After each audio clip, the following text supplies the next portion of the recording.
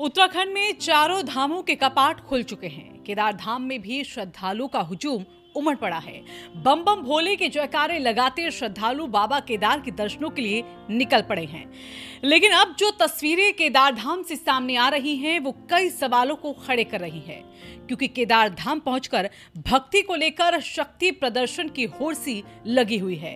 केदार धाम के दर्शनों का वास्तविक सुख समझने के बजाय लोग केदार धाम पहुंचकर सोशल मीडिया पर व्यूज बटोरने तक सीमित रह गए हैं।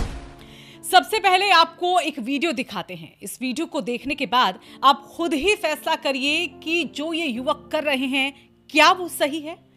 इस तस्वीर में आप देख सकते हैं कि कैसे कुछ युवक केदार धाम में ढोल के साथ पहुंचे हुए हैं और धाम में ढोल बजाकर अपनी भक्ति का शक्ति प्रदर्शन करने की कोशिश की जा रही है। दरअसल इंदौर से 62 लड़के लड़कियों का ग्रुप 30 ढोल और 10 ताशों के साथ बाबा केदार की नगरी में पहुंच गया। हैरान करने वाली बात यह है कि इस ग्रुप का मकसद केदार धाम पहुंचकर बाबा केदार के दर्शन करना नहीं, बल्कि सबसे ऊंचाई पर ढोल बजाकर रिकॉर्ड बनाना है। सवाल ये कि जिस केदार नगरी का वर्णन धार्मिक पुराणों में मिलता है, जहां आकर इंसान को आध्यात्मिक सुख के बारे में सोचना चाहिए, क्या वहां आने के बावजूद रिकॉर्ड बनाने के बारे में सोचना सही है? उससे भी बड़ा सवाल ये कि क्या इंसान आधुनिकता की चकाचौंध में इतना अंधा हो गया है कि चार धाम यात्रा का असल मकसद ही भूल गया है? क्या चार धाम यात्रा सिर्फ सोशल मीडिया पर व्यूज बटोरने का जरिया मात्र रह गई?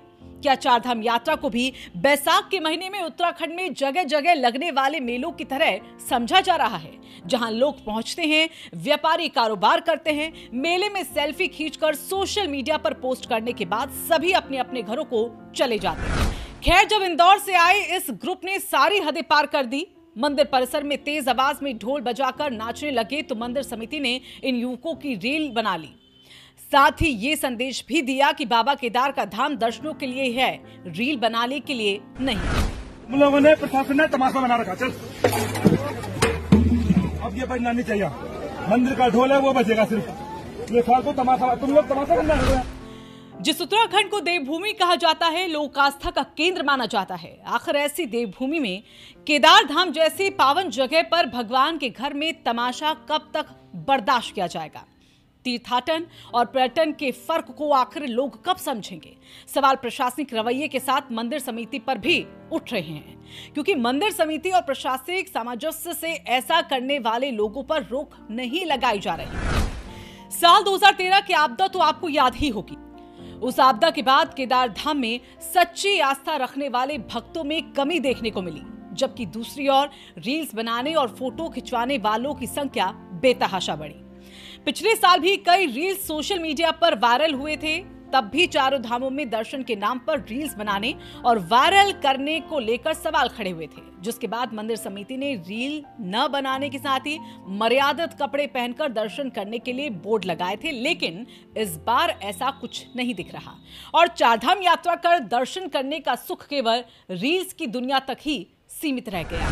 जरूरत समय रहते जागने की है, जरूरत तीर्थाटन और पर्यटन में फर्क समझने की है, नहीं तो देवताओं के इस धरा की असल पहचान ही विलुप्त हो जाएगी।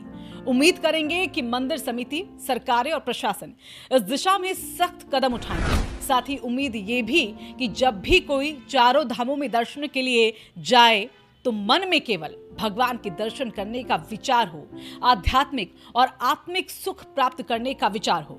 क्योंकि अगर दर्शन करने जाने से पहले ही मन में रील्स बनाकर सोशल मीडिया पर डालने और व्यूज बढ़ाने का विचार आ गया तो दर्शन करना ना करना एक समान है। उम्मीद करेंगे कि आने वाले समय में बदलाव जरूर देखने को मिलेगा। आपको क्या लगता है, चारों धामों में दर्शन को लेकर क्या कुछ और नियम बनाए जाने चाहिए? जवाब कमेंट बॉक्स में हमें जरूर भेजेगा। ऐसे ही वीडियोस के लिए चैनल को सब्सक्राइब करें और बेल आइकन दबाना न भूलें।